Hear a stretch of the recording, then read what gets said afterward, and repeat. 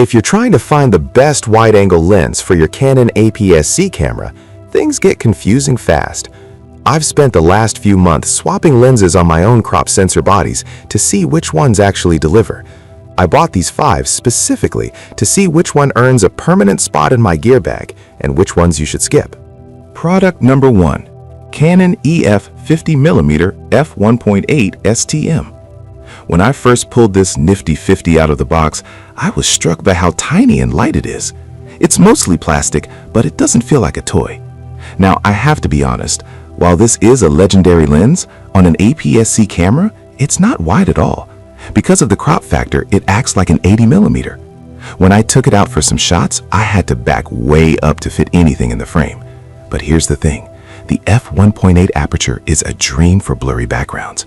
I used it for some portraits and low-light street shots, and the STM motor is basically silent. I didn't hear a peep while recording video. The sharpness for the price is honestly staggering. Even though it failed my wide-angle test, I still find myself reaching for it because it makes everything look so professional. If you want to shoot tight portraits or need something for dark rooms without spending a fortune, you need this. Just don't expect to capture a whole mountain range with it. It's the ultimate second lens for any Canon owner, even if it's a bit tight for tight spaces. Product number 2. Canon EFS 10 to 18mm f4.5 to 5.6 IS STM. This is the lens I kept coming back to during my testing. Holding it, it's remarkably slim for a wide-angle zoom.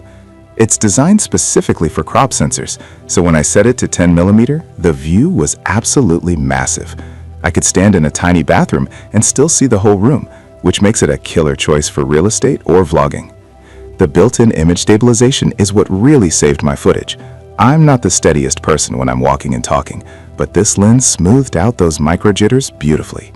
The STM motor makes focusing fast and quiet, which is huge if you're using the internal mic. I noticed a bit of darkening at the corners when wide open, but nothing I couldn't fix in 10 seconds. The build is plastic, including the mount, so I wouldn't go banging it against rocks. But for the price point, the perspective you get is unbeatable. If you are a landscape photographer or a YouTuber looking for that classic wide look on a Rebel or 90D, this is the one you want. It's the most practical wide-angle lens for most people watching this. Product number 3. Canon 14mm f2.8 IF ED Super Lens. Picking this up, you immediately feel the difference. This thing is a tank. It weighs almost 2 pounds and feels like a serious piece of glass. It's a manual focus lens, which I'll admit took me a minute to get used to. There's no autofocus here, so you have to be intentional with that focus ring. However, the image quality is on another level. I took this out at 2 a.m. to try some astrophotography, and the stars were pin sharp from edge to edge.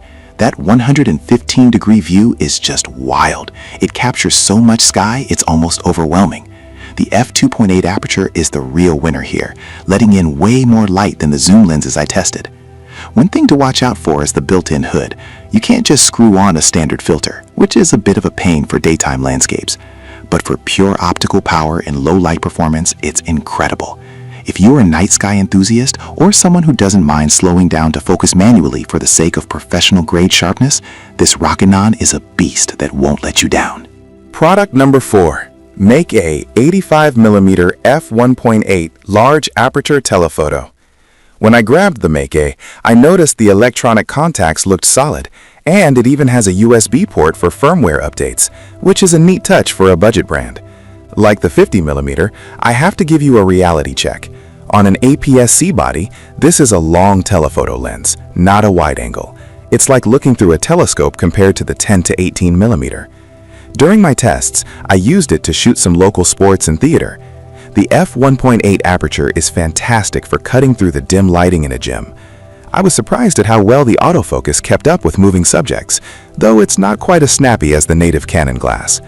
The background blur, or bokeh, is creamy and looks way more expensive than it actually is.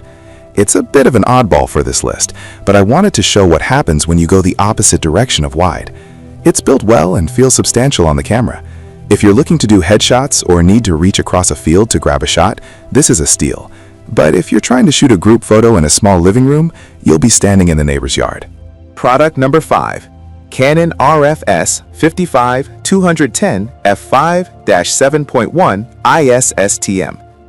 Lastly, I tested this for the mirrorless crowd using the R series cameras. It's incredibly light. I barely felt it in my bag. This is a telephoto zoom, so it's meant for bringing far away things close. When I took it to the park, I was able to get tight shots of birds that were way up in the trees, which was a lot of fun. The image stabilization is the star of the show here.